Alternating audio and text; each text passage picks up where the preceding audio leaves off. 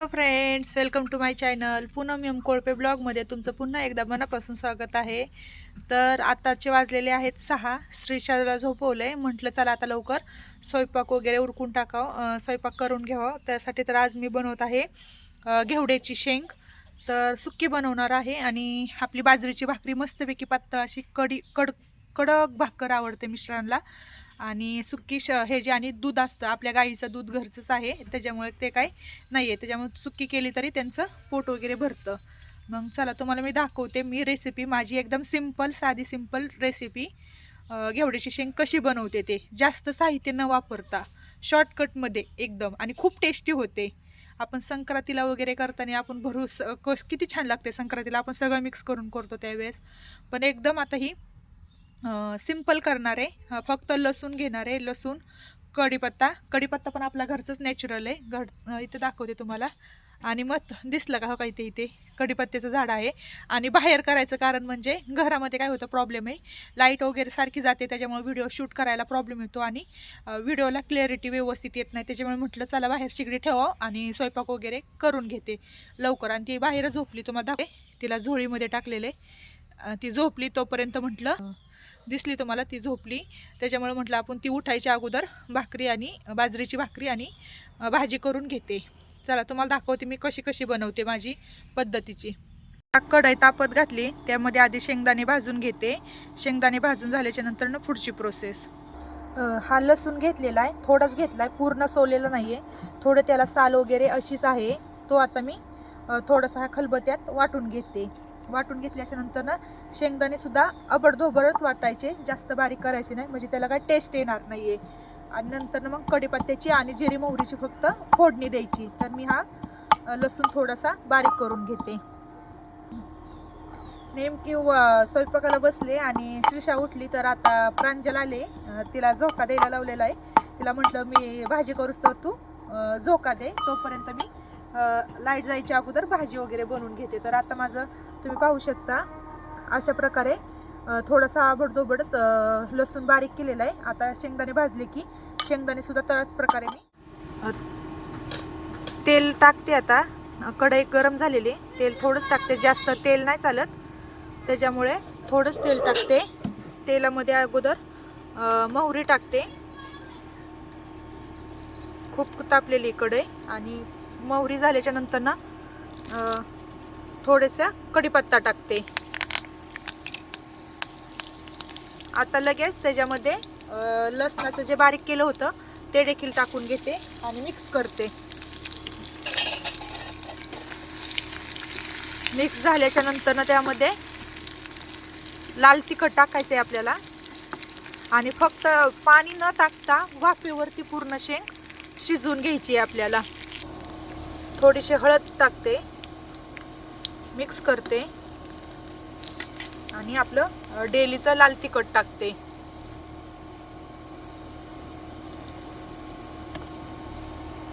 ते पण मिक्स करून घेते. आता त्यामध्ये छोटं मीठ नसल्याने मोठं मीठ टाकलेलं आहे. शक्यतो आमच्या इथं भाजीला वगैरे चपातीचं पीठ वगैरे जर मळत असेल तर आम्ही मोठे मीठच आम्हाला लागतं. छोट्या मीठाचा काय अंदाज वगैरे पण येत नाही अगोदरपासून सवय असल्यामुळे. तर आता ह्याच्यामध्ये शेंगदाण्याचा कूट फक्त राहिलेला आहे टाकायचा. तर नंतर थोडीशी वाफरली की त्यामध्ये शेंगदाण्याचा कूट टाकणार, आणि नंतर त्याच्यावरती एक मोठं ताट ठेवणार, आणि त्या ताटामध्ये वरती पाणी ठेवणार, जेणेकरून खाली वाफेवरती ती शेंग व्यवस्थित मस्त अशी छान शिजून निघेल. ते आता लगेच मिक्स वगैरे नाही करायचं, जेणेकरून खाली लागेल म्हणून शेंगदाणे. आता त्याच्यावरती 5 मिनटं असं एक झाकण आहे ना, ते झाकण ठेवते, आणि त्याच्यावरती पाणी ठेवते. हे पाणी वगैरे आपल्याला काय वापरायचं वगैरे नाही आहे. त्यामध्ये आता मी शेंगदाण्याचा कूट वगैरे मिक्स करून घेतलेला आहे. मिक्स केल्यामुळे बघा तुम्हाला दाखवते, मी वरती हे ठेवलं म्हणून त्याच्यामध्ये पाणीसुद्धा सुटलेलं आहे. ह्या पाण्यामध्येच आता ती व्यवस्थित खूप छान शिजून निघेल भाजी. तुम्हाला झाल्याच्या नंतर डायरेक्ट दाखवते. आता आपली भाजी शिजते, थोडीशीच राहिली, ते झाली की लगेच आपल्याला भाकरी वगैरे करून घेते. 3 ते 4च भाकरी लागतात, जास्त काय लागत नाही. नंतर ते करते. तोपर्यंत म्हटलं भाजी शिजेपर्यंत पीठ मळून घ्यावं. पीठ जेवढं जास्त मळेल ना तेवढी छान भाकरी येते, मस्तपैकी येते. आता पीठ भाकरीला मळायला घेते. झोका दे तिला, झोका. उठली ती, उठली होय. लाईट लाव, बाहेरची लाईट लाव, आता अंधार झालाय. थोडी वेळ झोका द्या. आता पट दिसणे. आता प्रांजलला सांगितले तोपर्यंत तू तिला झोका दे, मी स्वयंपाक पटापटा उरकते. म्हणजे मला नंतर ना मग ते ती आणि श्रेयांशला पण अभ्यासाला बसवायचं आहे. नंतर खूप उशीर झाला की तो 8-8:30ला झोपतो श्रेयांश. त्याच्यामुळे लवकर हे करून म्हटलं त्याला अभ्यास करून मग तो जेवण वगैरे करूनच झोपेल. मग म्हटलं तू थांब ग थोडे वेळ, श्रीशाला झोका वगैरे दे. आले आता, भाजी होत आली, थोडीच राहिली शिजायची. एवढी जोरात नाही द्यायचा बाळा, स्लो स्लो दे. तर आता मी ह्याचं पीठ मळून घेते, आपलं भाकरीचं पीठ मळून घेते. तर तुम्हाला माझे व्हिडिओ वगैरे कसे वाटतात, छान वाटतात का? प्रयत्न करते हळूहळू, नवीन ब्लॉगर असल्यामुळे हळूहळू प्रयत्न करते व्यवस्थित बनवायचा. आणि हां, महत्त्वाचं म्हणजे काल जो व्हिडिओ बनवला होता ना, त्याच्यामध्ये ना माझ्याकडून एकच शॉट डबल गेला होता. आणि आजचा व्यवस्थित बनवते बघा. आजचा कसा वाटतोय तुम्हाला? रोज एका जागेवर बसूनच व्हिडिओ बनवत होते, त्यामुळे म्हटलं की चला आज त्यांना काम करत असताना आपण दाखवूया की आपण काम करत पण व्हिडिओ छान वाटतात करायला, आणि काम पण होतं आणि व्हिडिओ पण होतो. त्याच्यामुळे म्हटलं आपण काम करतच व्हिडिओ शूट करावं म्हटलं लवकरच. आणि बाहेर कसं संध्याकाळचं आता वातावरण बघा तुम्ही कसं मस्तपैकी भारी वाटतंय. लाईट वगैरे लावली. आता 1 मिनिट काहीतरी होतं या. तर म्हटलं चला आता आपण त्यांना व्यवस्थित बाहेर छान वाटतं स्वयंपाक वगैरे करायला. गॅस वगैरे आहे आतमध्ये, पण गॅसवर करायचं म्हटलं तर तुम्हाला व्हिडिओ दाखवू शकत नव्हते, म्हणून म्हटलं बाहेर शिगडी ठेवली आणि शिगडीवर करून बाहेर म्हटलं व्यवस्थित दिसेल. घरात कसं लाईट जाते येते, त्यामुळे काही एवढं व्यवस्थित ते क्लिअर दिसणार नाही, म्हणून म्हटलं बाहेर बसूनच आपण व्हिडिओ शूट करत स्वयंपाक करूया. आणि ते कढईचं ते शिगडी जी आहे ती प्लेन आहे ना, आणि कढई जी आहे ती गोल खालून असं गोल असल्यामुळे ना त्याच्यावरती काय ती व्यवस्थित बसत नाहीये, त्याच्यामुळे ती सारखी हलते. या आता तुम्हाला दाखवते. पीठ जेवढं तुम्ही जास्त पीठ मळताना कोणाला तुम्ही जेवढं जास्त पीठ मळताना तेवढी भाकरी तुमची छान येणार. आणि बाजरीची भाकरी आणि हे शेंग एकच नंबर लागते. कडक गरम भाजी आणि भाकरी भारीच लागते. मला तर जाम आवडते. भाजीतलं पाणी वगैरे पूर्ण आटलेलं आहे. आता भाजी पण आपली मस्तपैकी शिजलेली आहे. आणि नंतर भाजी शिजल्यानंतर आता त्याच्यावरती तवा ठेवते. तवा ठेवल्याच्या नंतर भाकरी आता पीठ चांगलं मळून घेते. पीठ चांगलं मळल्याशिवाय काय भाकरी व्यवस्थित येत नाही. छोटीशी भाकरी तुम्हाला दाखवते कसं करते ते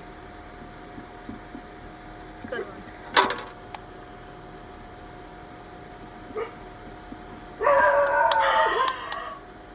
चालू आता कर चालूच आहे. चालूच आहे. हां,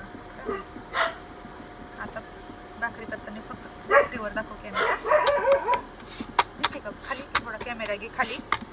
एक आता प्रांजलला शूट करायला लावले, म्हटलं तू भाकरी होईपर्यंत माझा व्हिडिओ तेवढा शूट कर.